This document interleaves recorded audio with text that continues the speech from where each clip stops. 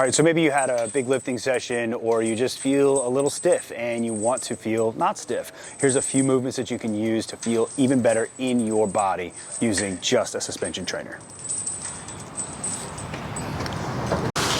Octopus Arms. Grab yourself a suspension trainer of your choice, put some load on your chest. I'm just leaning forward. I've got one foot in front of the other.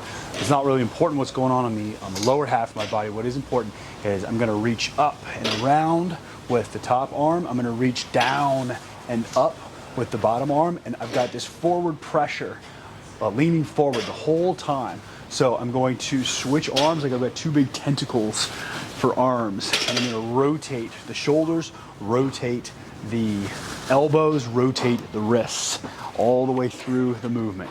Just breathe and get as much range as possible. For the super squat, lean back, squat down. As you rotate, drop that outside leg. Try to get your knee all the way to the ground. You can add a little peek through underneath your armpit and then rotate right back to neutral. Do the same thing on the opposite side. Drop that opposite knee out to the opposite side, peeking underneath. Rotate back to neutral. Stand up to reset. Squat right back down. Rotate and peek. Drop that knee open. Drop that opposite knee open, and then stand right back up.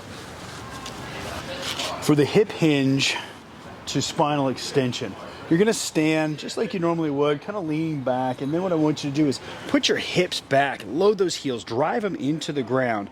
You're gonna try to create the longest spine possible and then poke your head and chest through this window that you create. Now you can stop here and come right back up, or you can continue forward into a squat, dropping the hips as low as you can, and then roll the hips forward over the balls of the feet into extension, squeeze glutes. That's probably enough for most people. If you can, come all the way forward and park those knees and come into extension, squeeze those glutes, push the hips through, shoulder blades come back. And you're gonna move your hips back, plant the feet, and now you're back on your heels, come back into extension, hinging that hip. Bring everything right back down, roll across the bottom of the foot over to the ball of the feet. And if you want to stay here, that's fine. Stretching quads, squeezing glutes. If you want to go even further though, land those knees, squeeze glutes, and push hips into extension, spines into extension, pull the shoulder blades back.